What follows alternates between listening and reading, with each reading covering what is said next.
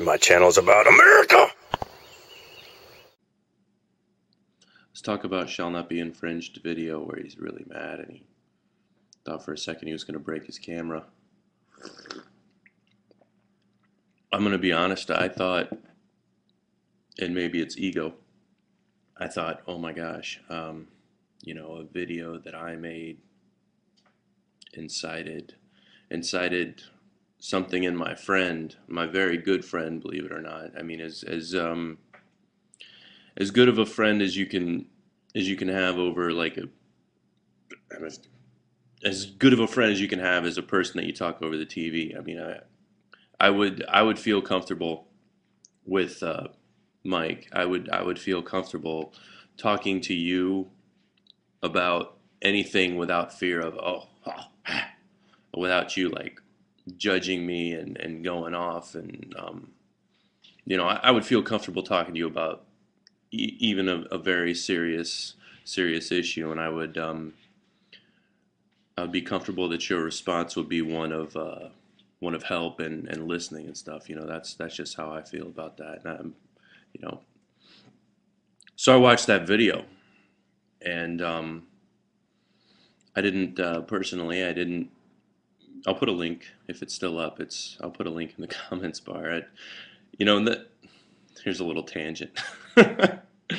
Nothing will drive me nuts like watching a person's video where they're talking about another person and they mention the person's name, or a video and they mention the video, but they don't show like how to find it, and they'll like say, oh yeah, go in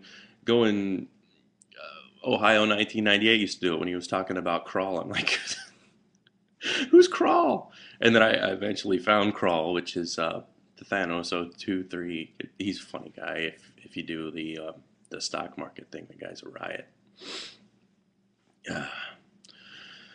Kind of fake, but a riot. Okay. But so all I could think of was, holy shit, I can, when I look at something that the government does or another law,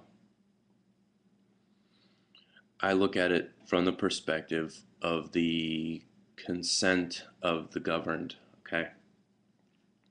My basis for that, how I'm able to think about that, it isn't about like, old lamb dogs skipping down the road with a little flower in his hand thinking, oh, everything's fine, everything's cool.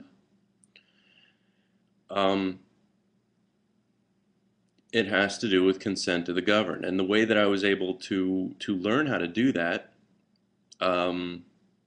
is actually through my study of the founding fathers and what they were trying to create.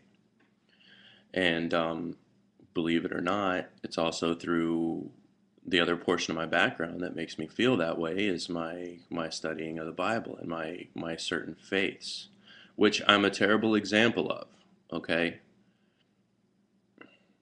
I would never say to somebody, like, be like me and you're righteous. But when you start going through, say, the book of Proverbs, I mean, there's some solid philosophy in there, and it's a portion of what makes me see the way that I see them, and a history of the people that have my faith, like very early on, not like nowadays where people think that it's a big deal to, or it's Christian to stand in front of an abortion clinic with a sign up, or that it's Christian to pick on somebody for their lifestyle. I'm talking about very early on, where it was Christian to be crucified upside down, or it was Christian to be burned like a candlestick, as the Romans used our people as street lighting during the time of Nero. What was Christian about that was, regardless of the government circumstance against a person based on their belief, that faith and that core being of them continue to run through. And that's how you ended up with the longevity of Christianity. And that's a portion of what gave it so much credit. Whereas in the early on, we call it, you can learn about it in this thing called the Book of the Martyrs. Early on, there were so many people that were willing to go straight to their excruciating government death without changing their belief system. And what did it come down to? And this is something the Bible talks about. It's like consent of the governed. You still have a free will, you know. Like when you're driving your 40,000-pound rig and the DOT's behind you. Yeah, I understand that your mind is played out like, oh my gosh, I gotta pull over. Fact of the matter is, what's a 5,000-pound squad car gonna really be able to do to you in that moment? You know, you're granting your consent in that moment to whatever happens, right? So I wanted to clarify that. But in the end, when my friend and my fellow countryman gets put in a situation where he feels like he's up against the wall, and for some reason where he's looking from, he no longer feels that things are being done from the consent of himself. That's when I personally really start to take notice. I don't judge him, think like, oh God, I'll wrap myself in the flag, and he just needs to stop that because you can't talk like that. I'm a flag waver. You guys have seen that, right? When I wrap myself in the flag, and when I have that big old flag on the front of my Chevy pickup truck, you've seen it, Old Glory. That flag isn't there because of our government. To me, that flag represents the 300 million plus people that I truly love and I truly care about.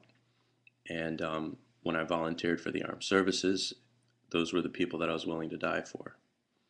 It wasn't the 1,000 or whatever federal government officials. Our country is comprised of the people. You know, the governing body has a really huge hand in how things are affected. But in reality, you have these 300 million plus people. Was it 350 million plus people that all have their own minds, all deserve the life and liberty to the best of what our continuing population growth will happen. And we just end up in this funny little situation. Now, I've totally lost my point. But what I'm saying is, man, I care, and your friends care, and anybody that just thinks that for some reason you're some kind of a terrorist because you have disagreements with the system, well, that's not the way I see it.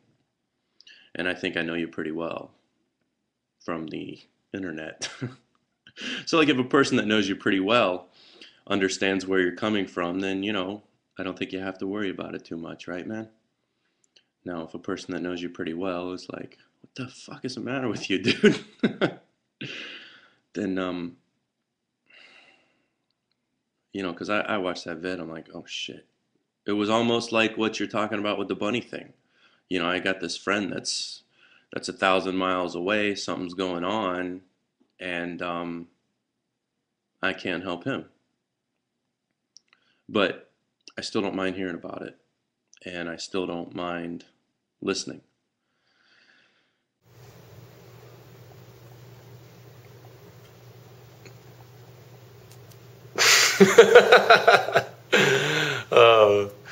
Uncle Sam is such a sweet kitty.